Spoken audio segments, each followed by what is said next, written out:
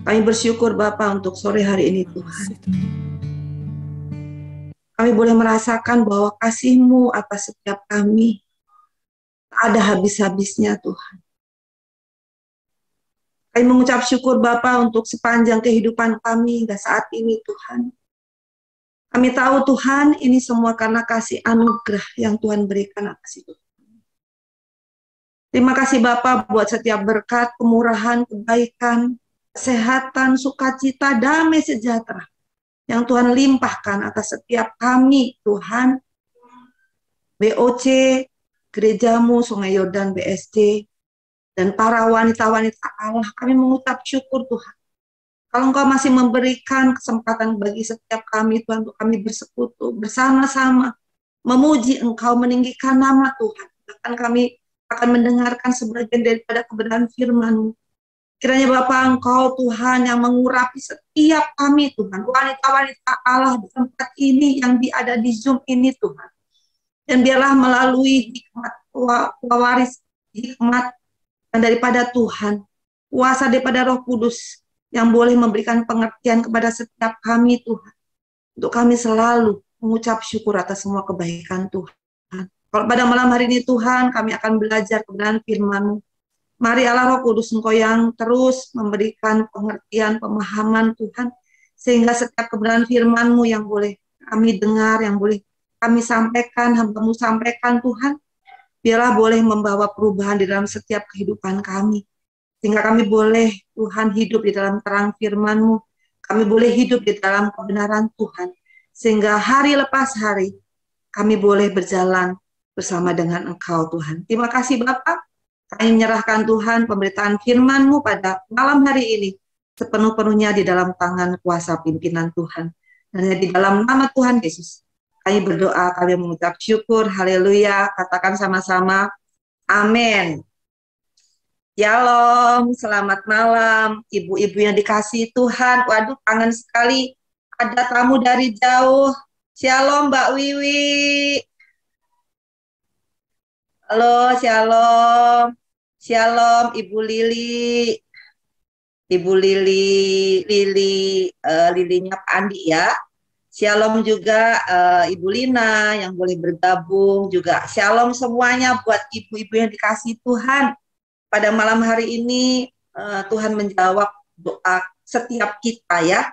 Akhirnya kita boleh berkumpul, kita boleh ada di dalam ibadah, di mana sudah hampir 2 tahun kita tidak mengadakan ibadah WOC seperti ini ya, yang biasa kita lakukan pada waktu belum ada COVID.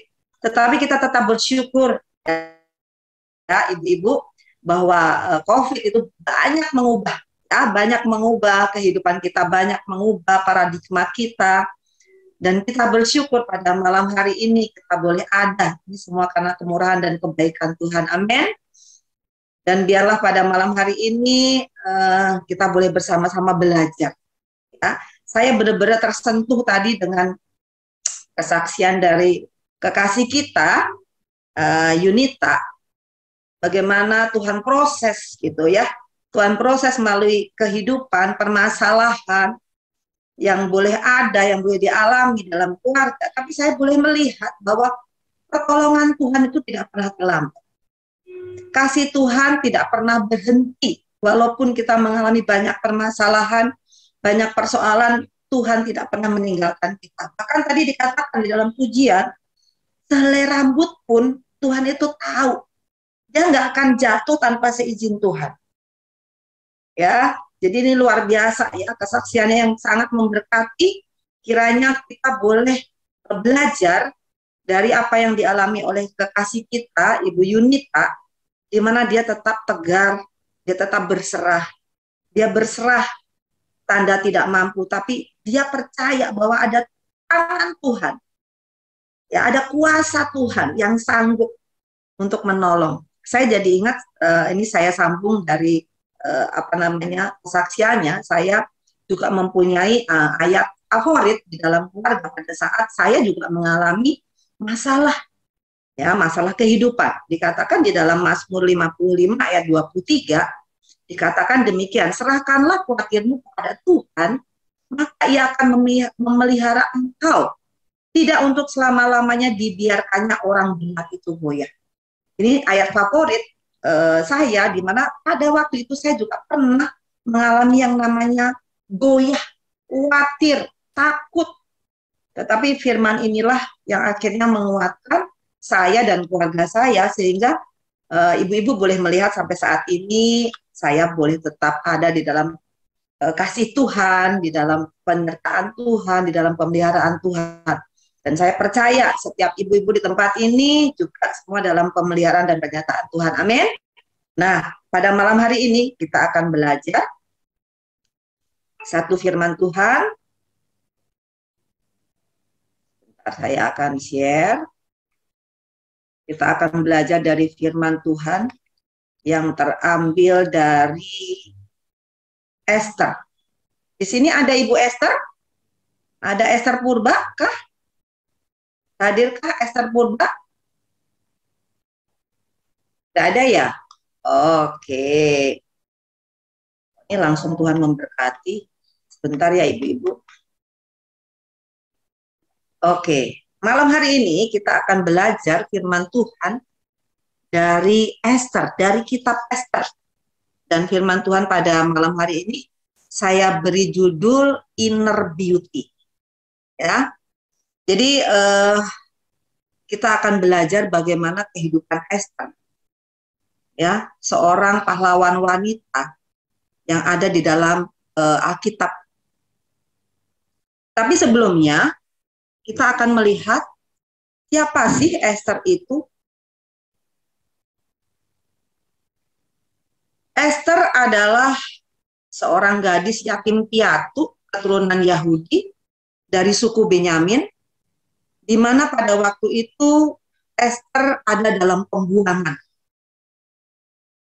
Esther ada dalam kuasa dari bangsa yang pada saat itu Esther tinggal. Selain itu, Esther juga sudah tidak punya orang tua. Ya, dia adalah seorang yatim piatu, gadis yatim piatu. Jadi dia akhirnya diasuh oleh pamannya. Dan Esther ini hidup di bawah pimpinan dan didikan dari pamannya.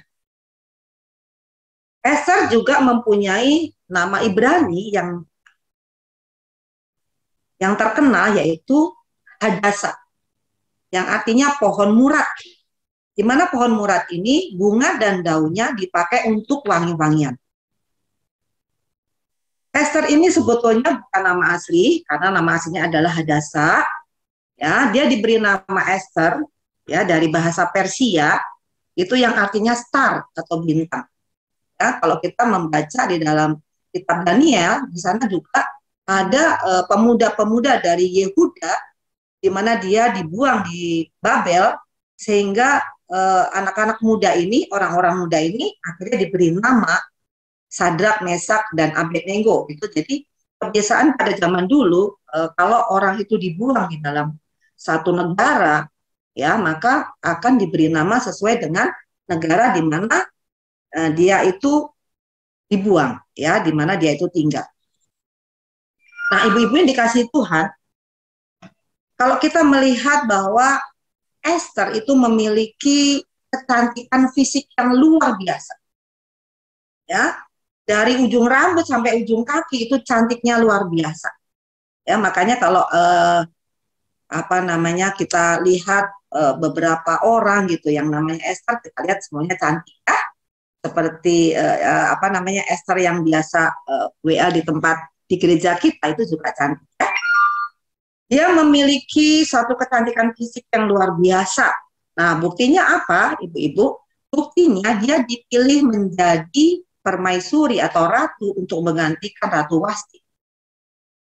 Tetapi yang kita mau pelajari pada malam hari ini, Esther itu memiliki kecantikan batiniah atau inner beauty yang bisa kita teladani pada malam hari ini. Nah, kira-kira apa saja ya yang dapat kita teladani dari Esther ini? Ya, kita akan lihat apa yang bisa kita pelajari, kita pelajari dari Esther. Yang pertama, kita akan pelajari bahwa Esther itu hidup takut akan Allah. Ya, walaupun pada waktu itu Esther berada di antara bangsa penyembah berhala dan hidup di dalam tekanan sebagai bangsa yang dibuang, itu pasti dipandang rendah, gitu. Dipandang rendah oleh bangsa yang pada saat itu tempat di mana dia dibuang. Dan ini tidak mudah untuk Esther, ya, sebagai orang buangan. Ya, kita belajar bahwa Esther walaupun di dalam pembuangan, Esther tetap menjaga imannya untuk hidup takut akan Allah. Buktinya apa? Dikatakan di dalam Esther 2 ayat 8 sampai 9, saya akan bacakan. Ayat 8 dikatakan, setelah titah dan undang-undang raja tersiap dan banyak gadis dikumpulkan di dalam benteng Susan di bawah pengawasan Hegai, maka Esther pun dibawa masuk ke dalam istana raja di bawah pengawasan Hegai, penjaga para perempuan. Dikatakan di ayat 9, maka gadis itu sangat baik pada pemandangannya dan menimbulkan kasih sayangnya, sehingga Hegai segera memberikan wangi-wangian dan pelapur kepadanya, dan juga 7 dayang-dayang yang terpilih dari isi istana raja. Kemudian memindahkan dia dengan dayang-dayangnya ke bagian yang terbaik di dalam balai perempuan. Ya, bahkan dikatakan di dalam ayatnya yang ke-15 bagian akhir dikatakan demikian. Maka Esther dapat menimbulkan kasih sayang pada semua orang yang melihat dia. Ya, ini sungguh luar biasa ya. Pengalaman Esther, selain dia memiliki paras yang cantik, dan yang kita dapat teladani yaitu bahwa Esther hidup takut akan Allah. Ibu-ibu dikasih Tuhan, dari banyak gadis yang dibawa di Puri Susan, hanya Esther lah yang mendatangkan rasa kasih sayang.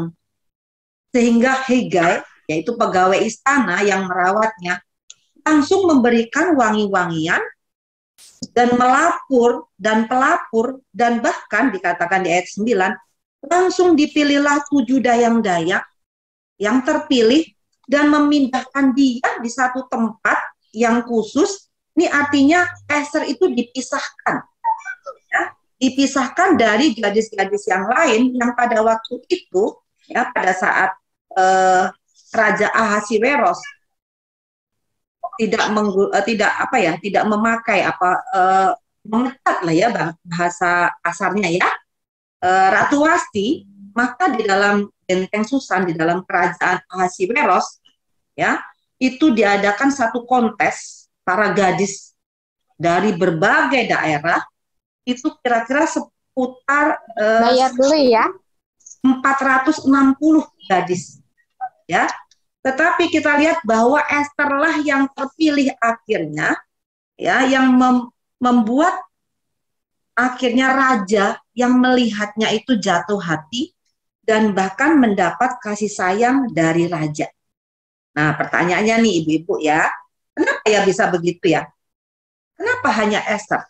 Dari 1460 itu hanya Esther yang mendapat kasih daripada raja, bahkan membuat orang-orang lain itu merasa sayang gitu.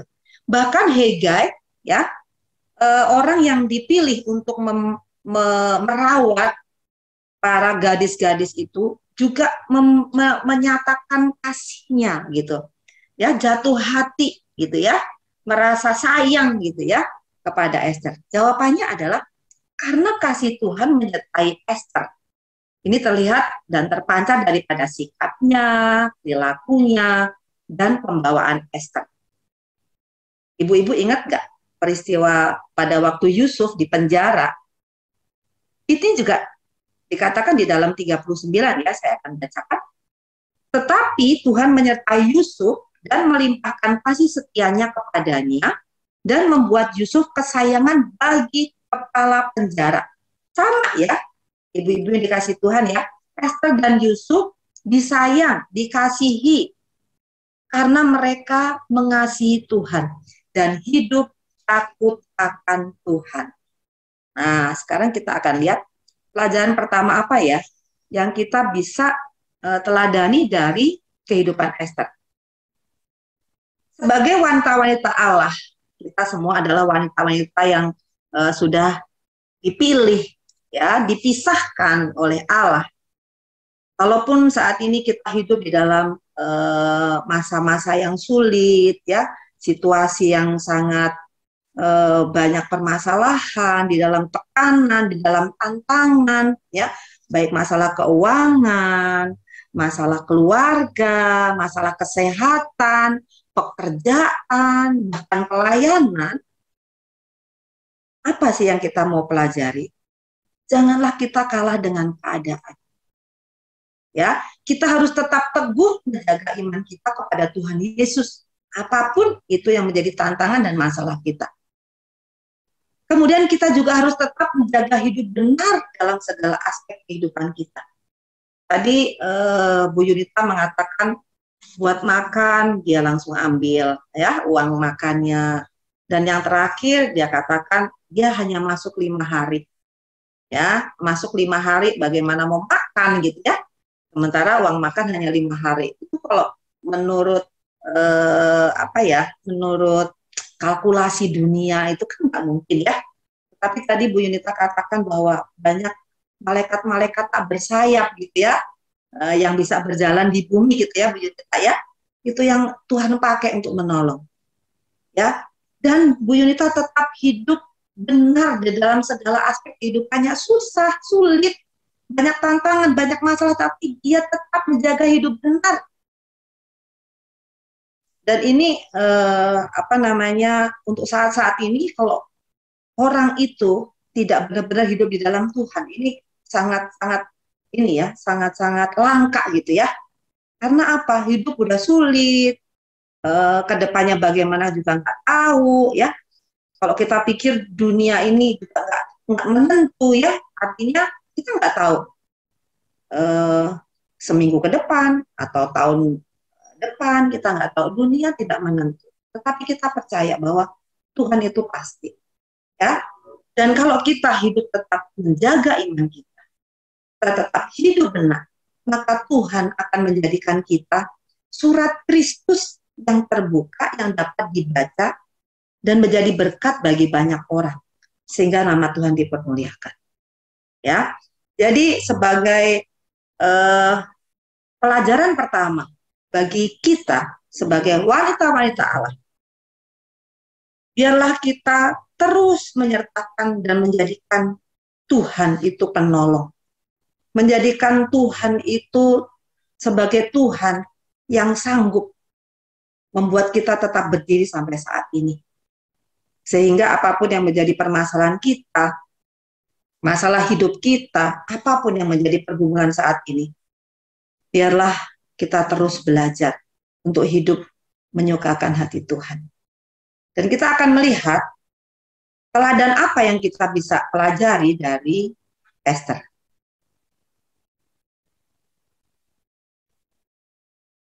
Yang kedua yaitu adalah Ester rendah hati dan taat.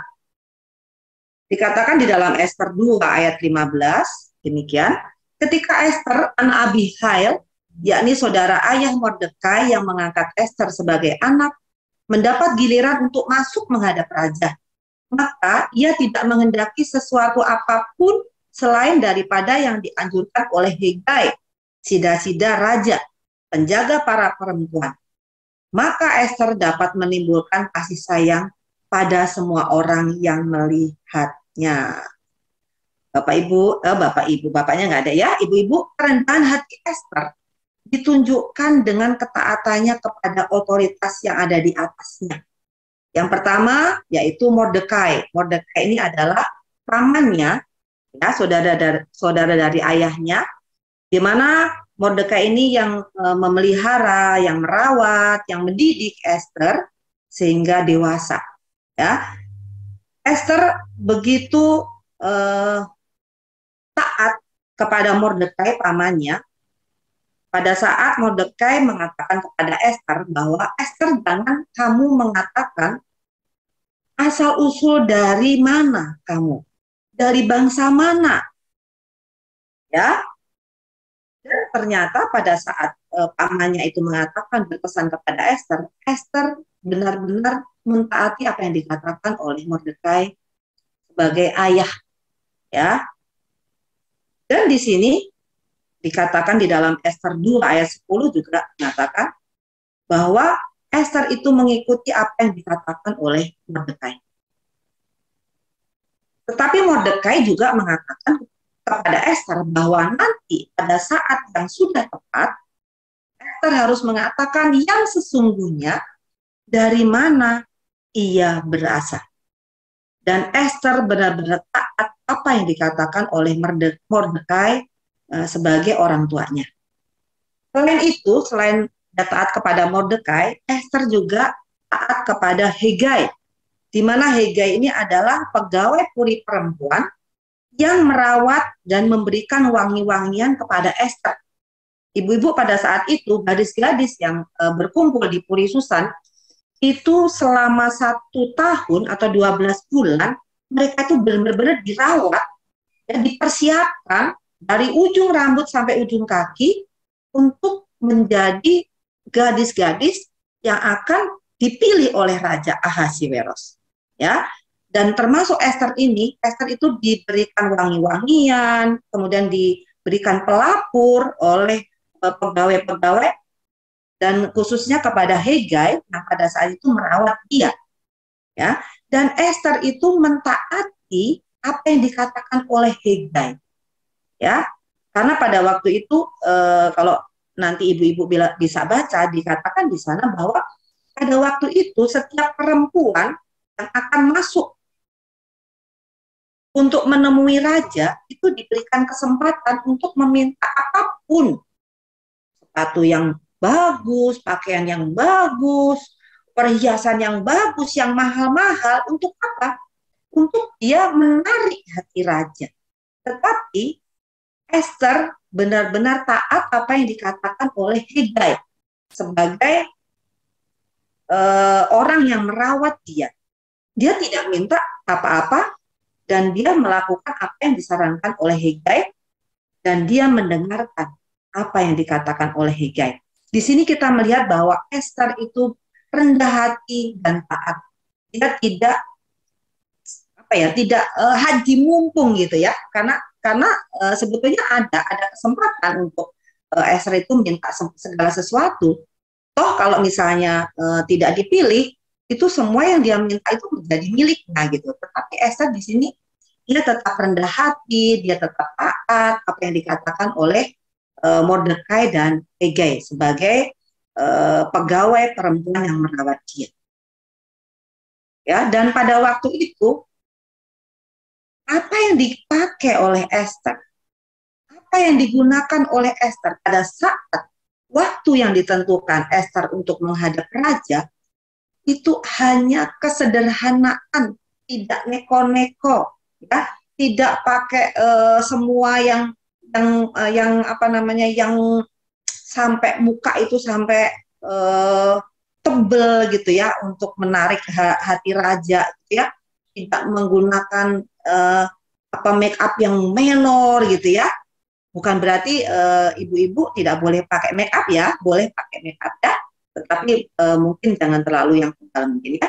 Karena Esther pun juga akhirnya mengikuti apa yang dikatakan Hegai, dan akhirnya pada saat Esther masuk untuk menemui raja, raja itu menunjukkan kasihnya. Raja itu langsung jatuh hati, ya.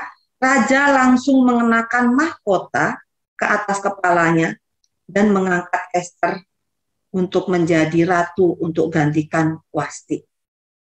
Dan di sini kita melihat bahwa ketaatan dan kerendahan hati itu yang membuat akhirnya raja dan orang-orang di sekitarnya itu jatuh hati dan menunjukkan kasihnya. Itu adalah yang kedua yang kita bisa ambil. Sekarang kita akan lihat Ibu-ibu untuk menjaga kecantikan secara fisik itu sekarang gampang ya. Kalau kita mau cantik seperti apa, hidung kita mau naik seperti apa, kulit kita mau seperti apa, itu gampang ya. Bisa direkayasa, asal ada ciennya ya, ada duitnya ya. Saya baca satu artikel, ada seorang suami yang menceraikan istrinya gara-gara dia melihat istrinya itu jelek. Ya, aneh ya, ibu-ibu ya. Setelah dia menikah selama 1 bulan, ada satu ketika pada waktu pagi gitu, setelah bangun tidur, suaminya itu lihat istrinya jelek, itu nggak seperti yang dia lihat pada waktu itu. Mereka berkenalan di Facebook, kemudian menjalin hubungan pendekatan mungkin jarak jauh gitu ya. Dan setelah menikah 1 bulan, akhirnya suaminya menceraikan gara-gara ya melihat, diketahui, ditemukan bahwa istrinya itu jelek. Ya, dan ini ironis sekali ya, dan apa namanya, ya bagaimana ya, gara-gara mukanya jelek tanpa make up akhirnya diceraikan. Ibu-ibu, yang dikehendaki Tuhan dari kita, wanita-wanitanya Allah, itu bukan kecantikan yang lahiriah ya. Dan tadi saya katakan bahwa untuk jadi cantik secara fisik itu gampang, asal ada duitnya apa juga bisa ya. Tapi yang Tuhan mau, yang Tuhan kehendaki bagi setiap kita, wanita-wanita Kristus itu adalah mendandani kecantikan batin kita. Dengan apa? Dengan perhiasan yang tidak binasa. Supaya setiap kita dapat menjadi wanita-wanita yang berharga di mata Allah. Seperti nasihat Petrus yang dikatakan di dalam 1 Petrus 3 ayat yang ketiga sampai ayatnya yang kelima. Dikatakan bahwa perhiasanmu janganlah secara lahiriah dengan mengepang-epang rambut, memakai perhiasan emas, atau dengan mengenakan pakaian indah-indah. Ayat 4, tetapi perhiasanmu ialah manusia batiniah yang terselubung dengan perhiasan yang tidak binasa, yang berasal dari roh yang lemah lembut dan tentram, sangat berharga di mata Allah. Ayat 5, sebab demikianlah caranya perempuan-perempuan kudus dahulu berdandan, yaitu perempuan-perempuan yang menaruh pengharapannya kepada suaminya. Jadi pelajaran kedua yang kita bisa ambil, kita bisa pelajari daripada Esther, biarlah kita tetap memiliki kerendahan hati dan taat, ya, sehingga orang yang boleh melihat kita bukan melihat karena muka kita yang make up, tetapi dari dalam hati manusia batiniah inilah, ya, sehingga Tuhan pun juga berkenan ya kepada kita karena kita memiliki perilaku, perkataan, perbuatan dari dalam hati di sini ya, yang sungguh-sungguh keluar dari dalam hati, dan ini menyenangkan hati Tuhan. Bukan berarti kita tidak boleh mengepang rambut ya, bukan berarti kita tidak boleh dandan, boleh, sangat baik. Nah, ya, supaya suami-suami, bapak-bapak itu lihat istrinya itu fresh terus ya. Itu adalah pelajaran kedua yang kita bisa ambil dari teladan dari Esther. Sekarang kita akan melihat yang ketiga, teladan yang ketiga yang kita bisa teladani dari Esther, yaitu bahwa Esther menyadari panggilannya. Dikatakan di dalam Esther 4 ayat 13 sampai 14, dikatakan demikian. Maka Mordekai menyuruh menyampaikan jawab ini kepada Esther. Jangan kira karena engkau di dalam istana raja, hanya engkau yang akan terluput dari antara semua orang Yahudi. Ayat 14-nya, sebab sekalipun engkau pada saat ini berdiam diri saja, bagi orang Yahudi akan timbul juga pertolongan dan kelepasan dari pihak lain, dan engkau dengan kaum keluargamu akan binasa. Siapa tahu, justru untuk saat ini yang seperti ini engkau beroleh kedudukan sebagai ratu. Ibu-ibu yang dikasih Tuhan, ketika bangsa Yahudi dalam ancaman besar, yaitu akan dibunuh, bahkan akan dipunahkan dari seluruh negeri Persia, ya, dari seluruh kerajaan Ahasiweros oleh seorang pembesar yang namanya Haman. Ya, Haman ini kenapa dia memiliki satu tekad ya, atau dorongan untuk menghabisi seluruh orang-orang yang ada di Puri Susan, ya, orang Yahudi, ya, karena apa? Haman ini sakit hati dengan Mordekai, ya. Pasalnya yaitu pada saat Mordekai mau Haman itu di sana di kerajaan itu ada satu peraturan bahwa siapa yang bertemu dengan Haman itu harus sujud, harus berlutut. Nah, pada saat itu Mordekai bertemu dengan Haman, tetapi Mordekai tidak melakukan itu. Dia tidak sujud, dia tidak berlutut kepada Haman.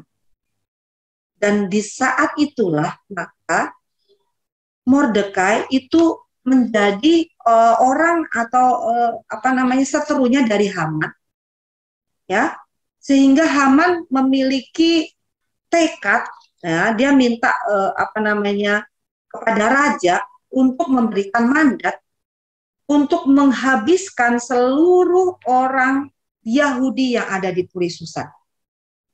Nah, pada saat itulah maka Mordekai menyadarkan kepada Esther untuk Esther itu sadar ya bahwa dia ditempatkan di tempat itu, ditempatkan di kerajaan Ahasiweros sebagai ratu gantikan Wasti karena ada rencana Tuhan untuk membela bangsanya.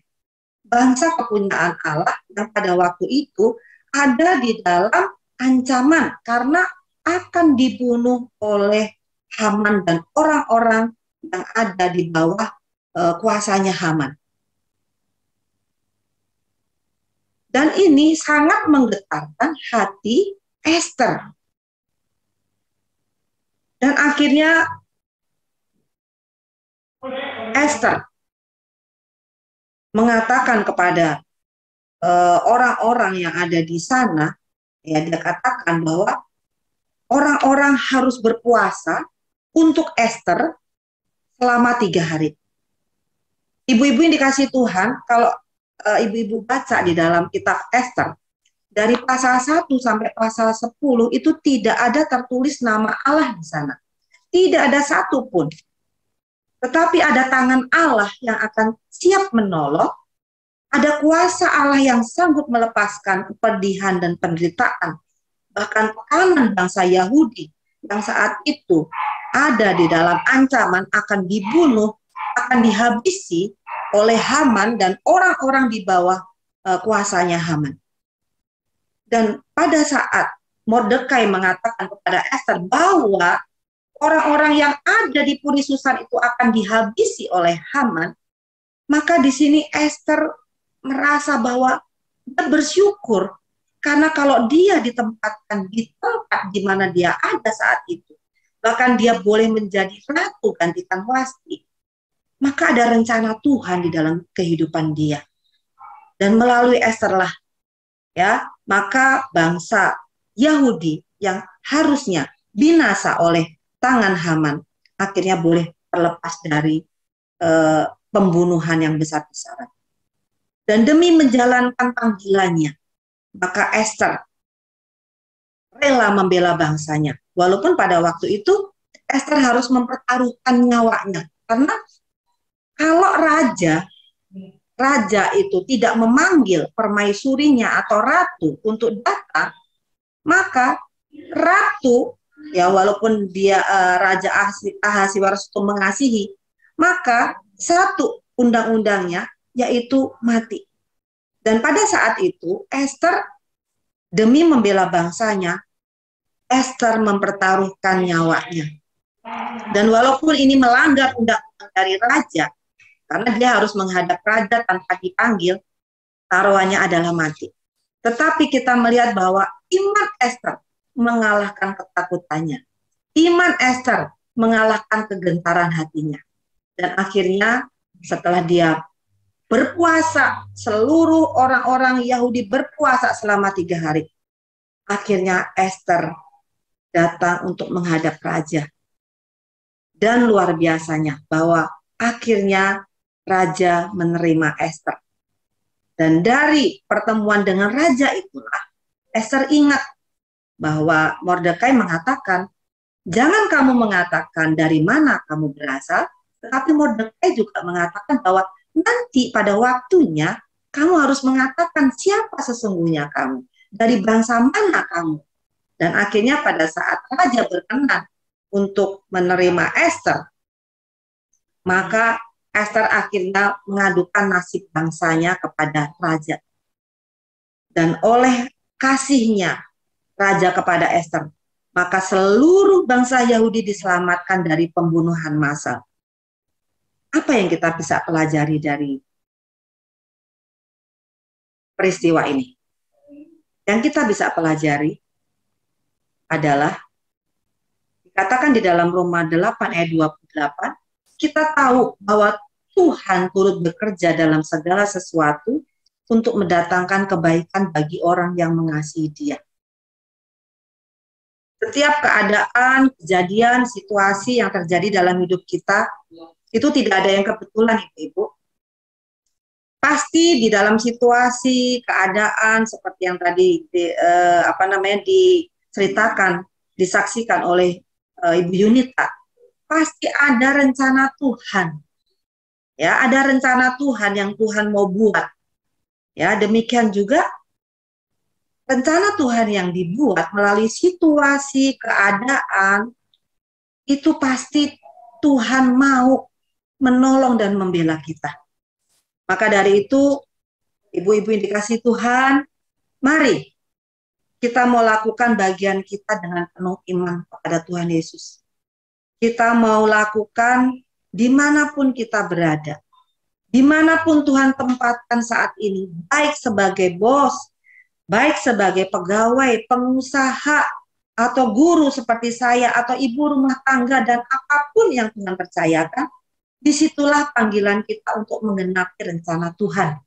Sehingga kita semua boleh menjadi berkat bagi orang-orang di sekitar kita, bagi banyak orang, dan nama Tuhan dipermuliakan. Amin, ibu-ibu. Jadi dalam situasi apapun ya, di tempat manapun yang Tuhan izinkan terjadi sesuatu, biarlah kita percaya bahwa Tuhan turut bekerja dalam segala sesuatu, karena Tuhan mau menolong, dan kita tetap terus mengasihi Dia. Kita tetap terus berharap hanya kepada Dia, karena dengan pengharapan kita kepada kuasa Tuhan, maka Tuhan akan menolong setiap kehidupan kita. Jadi dari firman Tuhan pada sore hari ini, kesimpulannya adalah, ibu-ibu, bahwa tahun-tahun ke depan, hari-hari ke depan, itu akan banyak sekali tantangan dan persoalan yang kita hadapi. Kita nggak tahu seminggu ke depan, bulan depan, akhir bulan, tahun 2022, kita tidak tahu. Persoalan, permasalahan, tantangan dalam hidup kita pasti kita hadapi. Tapi kita, sebagai wanita-wanita Kristus, mari kita menyongsong tahun baru 2022 yang sebentar lagi kita hadapi.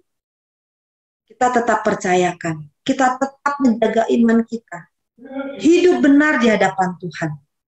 Kita tetap memiliki kerendahan hati dan menghargai otoritas yang ada di atas, baik otoritas kita secara jasmani maupun otoritas secara rohani.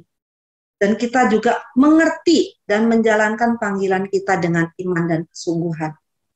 Maka kalau kita melakukan 3 hal ini, kita beriman kepada Tuhan, kita tetap rendah hati, dan kita tetap menjalankan panggilan kita, apapun panggilan kita, dengan hidup takut dan gentar akan Tuhan, maka kita akan menjadi wanita-wanita Kristus yang menjadi berkat dan semakin dikasihi semua orang, dikasihi sesama, dikasihi keluarga, dan terlebih dikasihi oleh Allah Bapa kita di surga.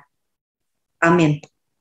Kiranya firman Tuhan pada sore hari ini, pada malam hari ini cukup sekian, dan Tuhan Yesus memberkati. Amin. Ibu-ibu dikasih Tuhan,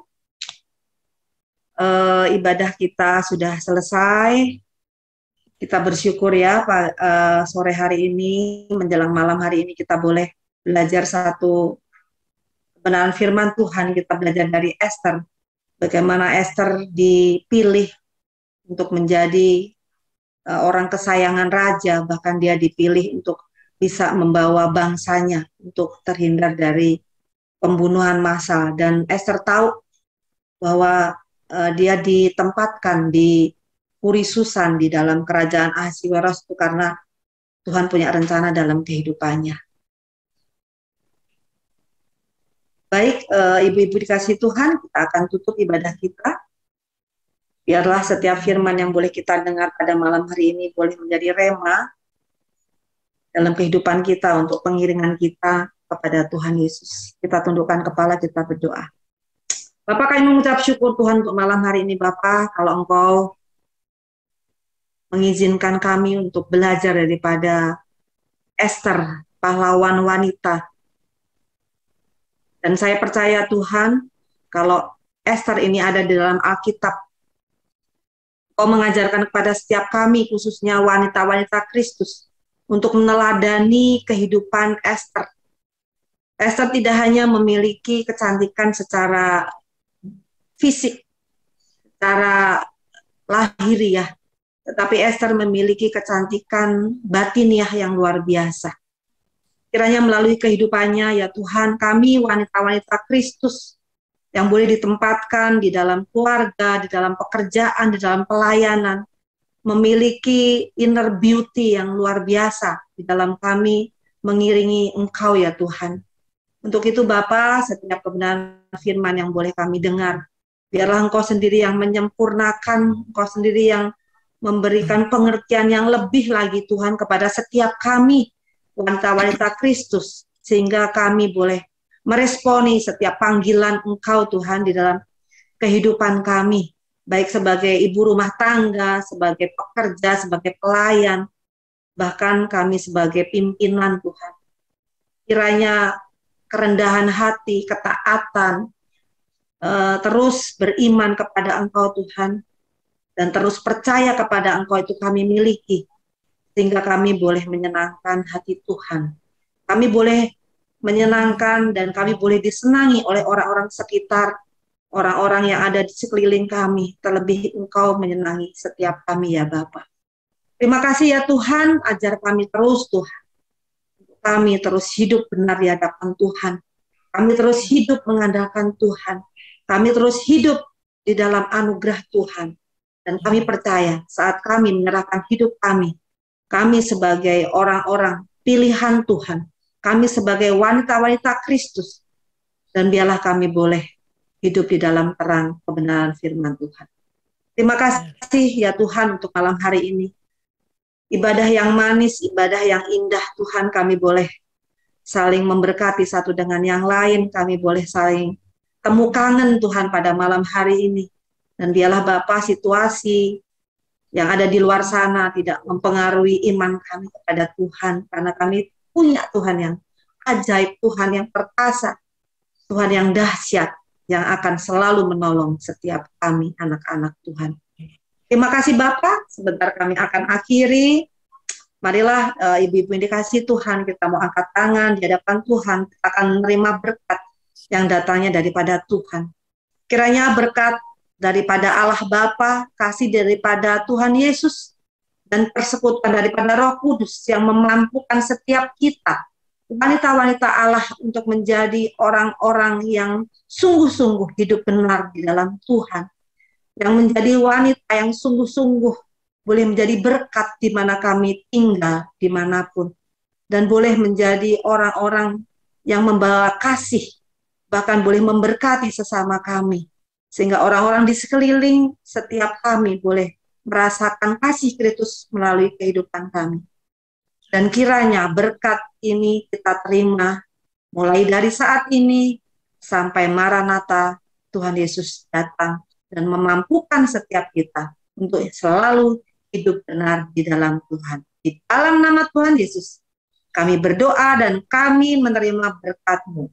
Haleluya, sama-sama katakan Amin. amin. Tuhan Yesus memberkati ibu-ibu semuanya.